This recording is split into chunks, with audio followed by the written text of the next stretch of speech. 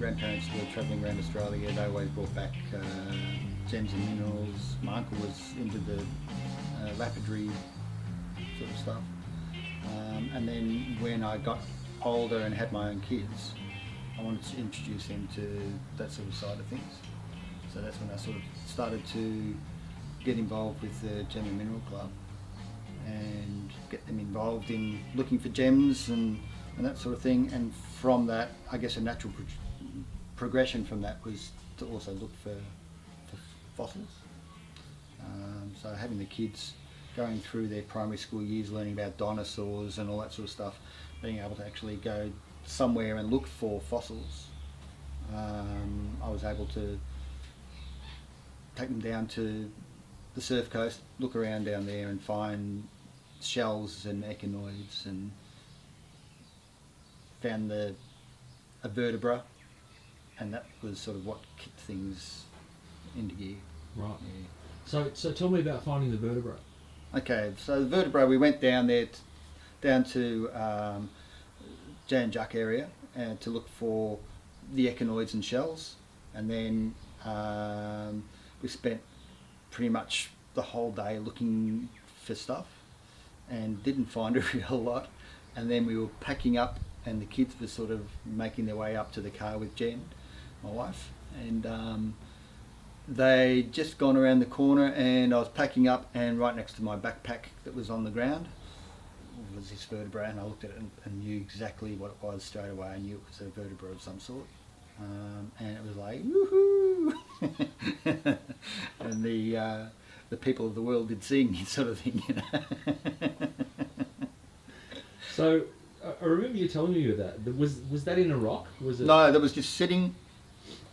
It was sitting. There was a crevice between rocks, with all this sort of rubbly stuff with shells and all sorts of stuff, and it was just sitting plonked on top, in plain sight, ready to be picked up. There was no earth or rock or anything around it. Didn't need to be broken out or anything. It was just sitting on top of everything. It was waiting for you to take it home. It could just be picked up. Because I didn't even think that you could find big bits of bone or anything down there. I thought it was all shells and echinoids and the small stuff and shark's teeth. But I had no idea that there was these actual bones that could be found down there. You know? So it was pretty neat. Yeah. So you've found other things. Tell me about some of the other things that you found. So shortly after finding the vertebra, I found, I went back down there. I had sort of fossil fever. I went down there without the kids this time, and within probably 10 minutes of getting down there, I found a slab, which is one that I've got in the shed here, which has got multiple vertebra and ribs in it. And my brother helped me get that one off the beach. I got in touch with David Pickering up in the museum. They were interested to have a look, but they weren't really interested in acquiring it. So I thought, beauty, that's staying in the shed. And then I found, I was in a surf comp down at Posso's, and was sitting there waiting for my heat, and was basically sitting on a rock, and looked down at the rock and saw what I thought was a scapula of a whale. So the scapula is the shoulder bone, and I thought, beauty. Found another one, got in touch with the museum, and they were a little bit slow to respond. I found a couple other pieces in that same block, which I didn't really know what they were, but I knew that they were fossilised, and I knew that they were bone. So I started looking around that area there, and I found another block with some vertebrae in it. There were three vertebrae in a row in the one block. And started that sort of kickstart into overdrive, and everywhere I went then on the surf coast, after, if I was surfing or whatever, low tide, I'd always spend 5-10 minutes just having a look around to see if there was anything around. I guess the next one that I found was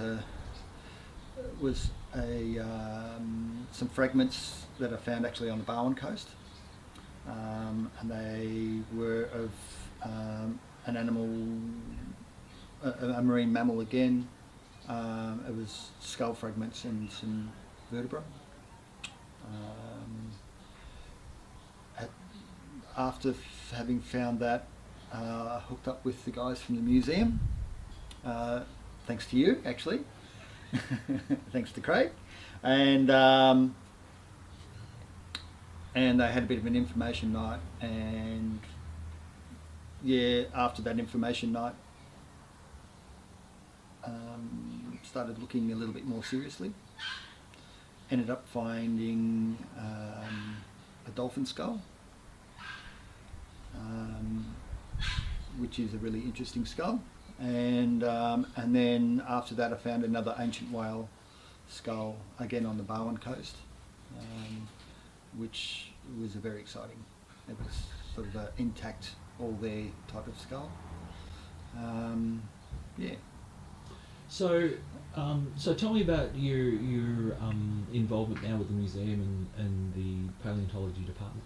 Okay, thanks to the Australian National Surfing Museum, I was able to hook up with the guys from the museum, which is Museums Victoria in Melbourne, and due to the finds that I'd had, they were quite interested in I guess what I was doing on the coast here. But I was more interested in what they were doing up at the museum, and I actually got invited up to learn the process of how these fossils are actually coming out of the rock. So after a year and a half now, I've been up with the guys at the museum, and Ben, Eric and Tim have been showing me the process of scribing using pneumatic air tools to scribe away some of the rock, and also methods for acid preparation, where we put a chemical on the exposed fossils, and we then dip the rock with the fossil into acetic acid, which eats away at the rock but not the fossil.